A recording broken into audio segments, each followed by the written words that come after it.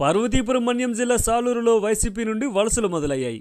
మంత్రి గుమ్మడి సంధ్యారాణి సమక్షంలో సాలూరు పట్టణంలో 4వ వార్డు 5వ వార్డుకి చెందిన వైసీపీ ముఖ్య నాయకులు ఆ పార్టీని వీడి తెలుగుదేశం పార్టీ తీర్థం పుచ్చుకున్నారు. సుమారు 100కు పైగా వైసీపీ సానుభూతి కుటుంబాలను పసుపు కండువా కప్పి మంత్రి పార్టీలోకి ఆహ్వానించారు.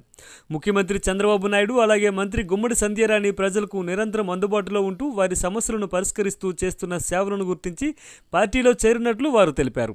చంద్రబాబు గారి నాయకత్వం, జై ఎన్టీఆర్, లోకేష్ బాబు గారి నాయకత్వం,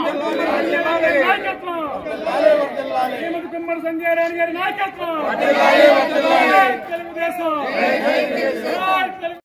మన సోదరులందరికీ ముఖ్యంగా రాయప్ప గారు అలాగే సామయ్య గారు, వారితో పాటు 4వ వార్డు 5వ వార్డు నుంచి వచ్చినటువంటి లీడర్స్ మన దేవి గారు కానీ అలాగే సుభాన్ స్వామి గారు కానీ మిగిలిన పెద్దలందరికీ కూడా నా హృదయపూర్వక నమస్కారాలు.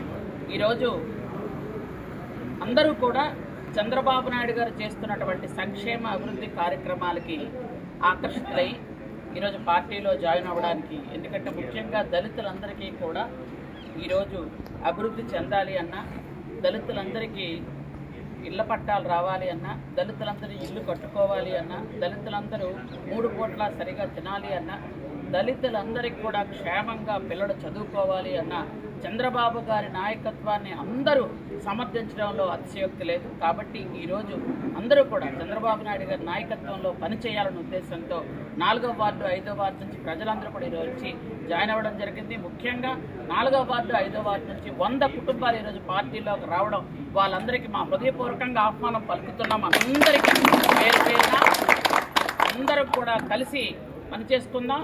అందరికీ కష్టకాల్లో మేము తోడుగా ఉంటాం. మీ అందరికీ ఎటువంటి సమస్యలు వచ్చినా, ఎప్పుడు ఏ సమస్య వచ్చినా మేము అందుబాటులో ఉంటామని ఈ సభాముఖంగా మీ అందరికీ తెలియజేసుకుంటూ, ఈరోజు వచ్చేసిన మీ అందరికీ పార్టీ పరంగా ముఖ్యంగా మహిళలు పెద్ద ఎత్తున వచ్చారు.